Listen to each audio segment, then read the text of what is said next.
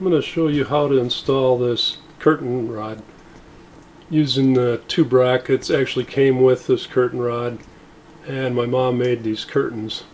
I really like them, the red check. Let's get started. On this side, I'm going to put the curtain bracket right here. I don't know of any hard and fast rules. You just kind of put them wherever you want them to be, and it looks the best. So I'll put that there. I'll drill a hole, those two holes, put the screws in and mount the bracket. I've put the brackets, curtain rod brackets on both sides, and they have holes in the top, and then they just clip on there like that.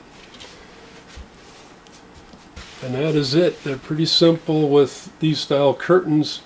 Thanks for watching. Please subscribe, like, share, leave a comment below. Have a great day.